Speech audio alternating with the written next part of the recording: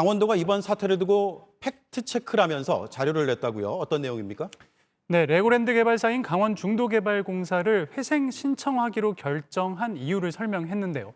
막대한 적자를 내고 있어서 어쩔 수 없었다는 겁니다. 예, 그러니까 부실 기업이어서 그럴 수밖에 없었다 이 얘기입니까? 그렇습니다.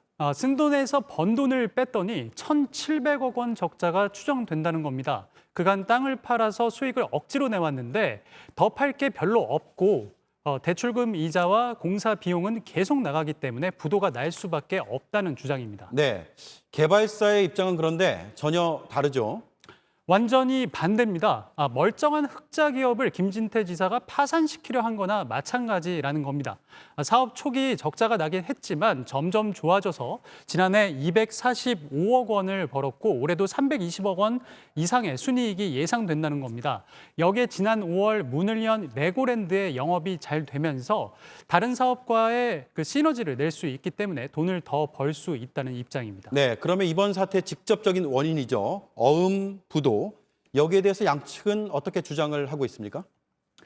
네, 강원도가 강원중도개발공사를 그 회생 신청 절차에 넣겠다고 지난달 29일 날 발표하니까 네. 어음을 사준 채권단은 바로 그 다음 날에 2,050억 원의 어음을 부도 처리했습니다. 29일이 아니라 28일이죠. 예, 28일이요. 네. 예, 그리고 바로 그 다음 날 부도 처리를 했는데 그러면서 이번 사태가 시작이 됐죠. 이에 대해서 강원도는 회생 신청 발표를 한 건 채권단에게 만기 연장을 이끌어내기 위한 협상 카드였다고 말합니다. 네. 예, 발표는 했지만 실제 법원에 아직까지도 회생 신청은 안 했는데 채권단이 지레짐작으로 어음을 부도 처리해버렸다는 겁니다. 하지만 채권단과 공사는 당황스럽다는 입장입니다. 누구보다 공신력 있어야 할 지방정부의 공식 발표를 믿지 않으면 뭘 믿냐는 겁니다. 회생 신청을 한다고 했기 때문에 당연히 신청할 거라고 받아들였을 뿐 협상 카드였을 줄은 상상도 못했다는 겁니다. 네. 저희가 입수한 이 2,050억 원에 대한 어음 약정서를 보면요. 대출 만기일 연장 조건에 기한 이익 상실 사유가 발생하지 않아야 한다는 말이 있습니다.